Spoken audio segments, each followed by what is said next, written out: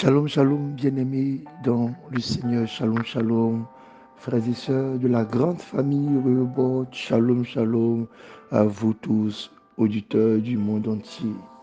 Que ce début de semaine vous accorde la grâce, la force, l'amour et que le Seigneur vous donne son bon trésor au nom de Jésus. Seigneur Dieu, tu es vivant. Seigneur Dieu, tu es puissant. Je veux te dire merci pour ce mois de juillet 2023 où toi, tu nous as pris par la main et chaque jour nous fait contempler la beauté de la puissance de ta main. Notre thème ce mois de juillet était Dieu de miracles et tu t'es attelé au travers des différentes interventions à préparer pour chacun d'entre nous, à disposer dans notre esprit, à créer un environnement propice pour le miracle. Nous te disons merci parce que ce mois, tu nous as fait comprendre que nous pouvons soumettre les lois de la nature. Oh Jésus, nous savons que tu es le Dieu qui sait tracer un chemin dans la mer. Tu es le Dieu par qui nous avons la possibilité d'arrêter le soleil et la lune. Tu es le Dieu qui peut changer notre vie d'eau plate en vin. Tu es le Dieu qui peut provoquer la multiplication du pain. Tu es le Dieu qui peut apaiser toutes les tempêtes. Tu nous as aussi, par la grâce de Jésus-Christ, nous montré la puissance de la restauration des infimités. Tu as touché aux maladies. Tu as touché, ô Dieu de gloire, au corps qui était corrompu. Et par ta main puissante, par ta voix, par ta grâce, les sourds ont été capables d'entendre. Les muets ont été capables de parler. Les aveugles ont été capables de voir. Les paralytiques se sont levés et commencé à courir. Les lépreux ont retrouvé la beauté de leur corps. Et ceux qui avaient besoin de délivrance d'une quelconque maladie ont été guéris par ton regard de compassion. C'est celui-là qui régénère la vie, qui par son sacrifice ultime à la croix, et qui pour la puissance de la vie qui coule en lui comme un souffle, régénère nos vies. C'est toi, dans les évangiles, par le témoignage par lequel nous avons vu, ô Jésus-Christ de Nazareth, que tu as donné la vie au fils d'un officier. Tu as régénéré la vie pour la femme en la perte de sang. Tu as ressuscité la vie du fils de la veuve, son unique. Et par ce cri qui a marqué l'histoire, par ce cri, quand il est prononcé dans n'importe quelle situation, même les morts se lèvent. Tu as dit Talita Kumai, Talita Kumi. C'est toi qui as ôté les pierres pour que Lazare sorte du tombeau. Et en ce dernier jour, Seigneur, nous venons auprès de toi. Parce que tu nous parles de vaincre les démons.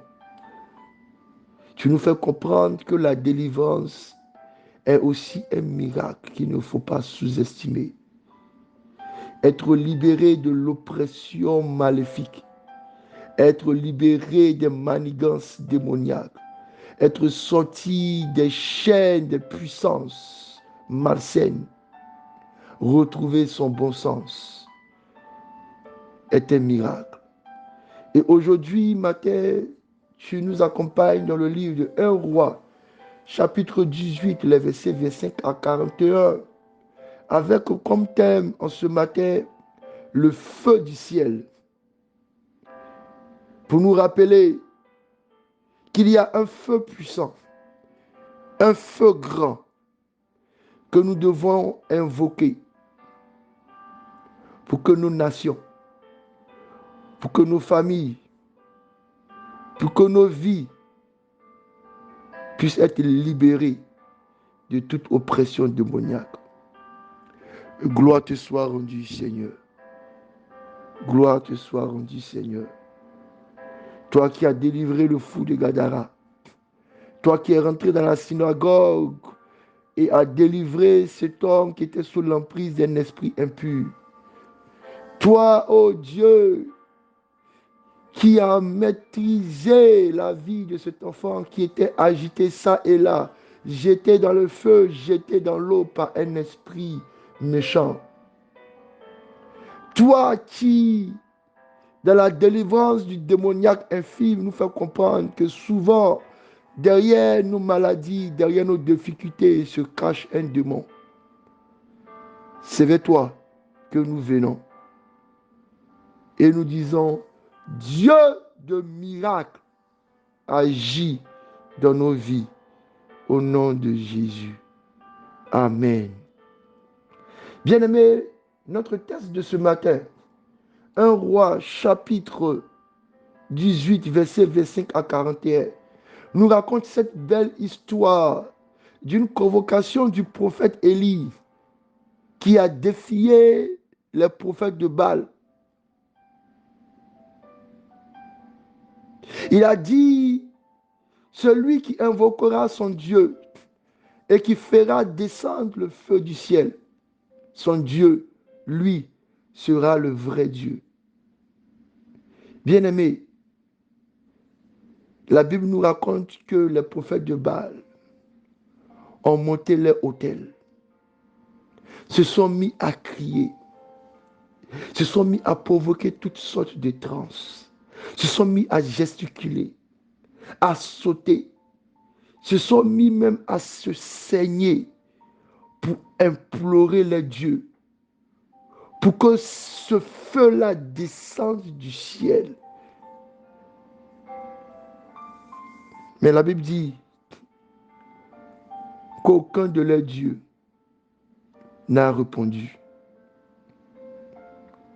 Ils se sont fait des incisions jusqu'à se déchirer le corps sur leur autel, criant du matin jusqu'à midi. Mais le dieu Baal n'a pas répondu.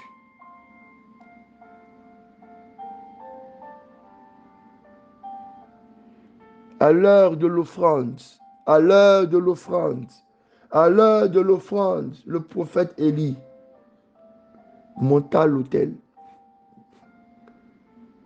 déposa son sacrifice, se prosterna, et Dieu a répondu par le feu.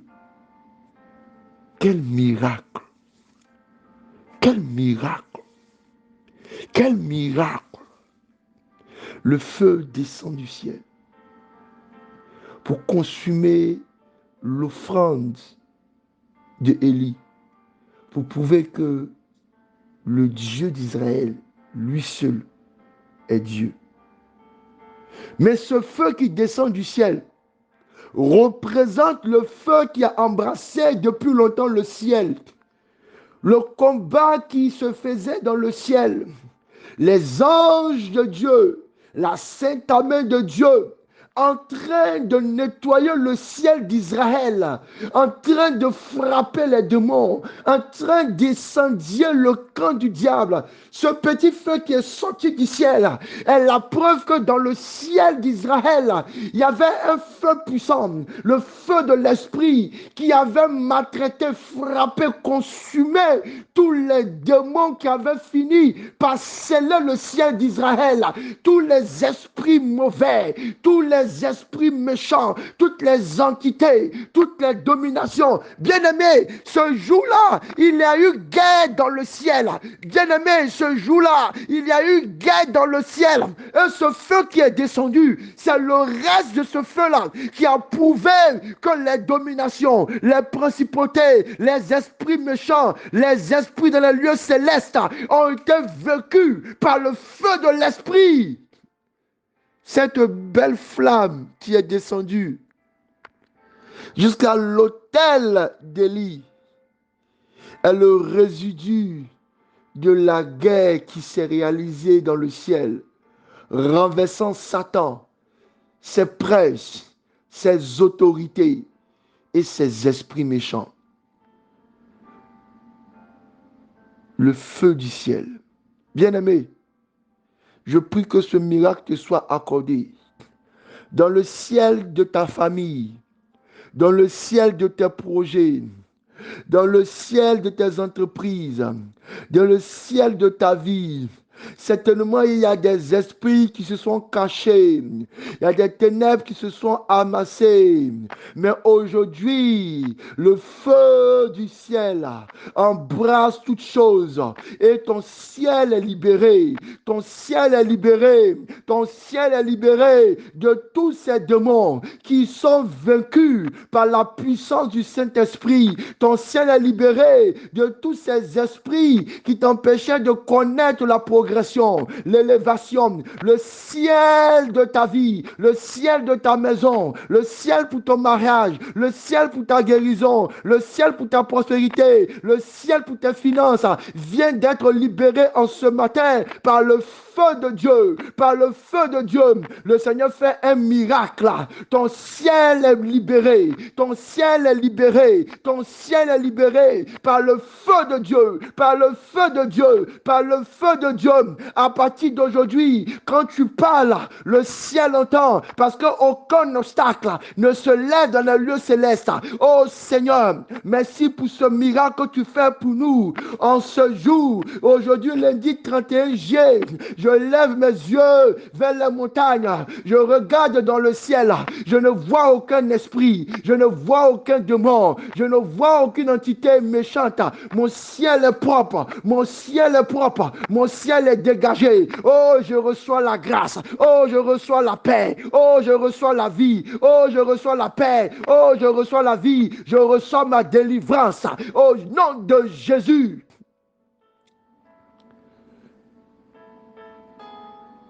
Bénédiction.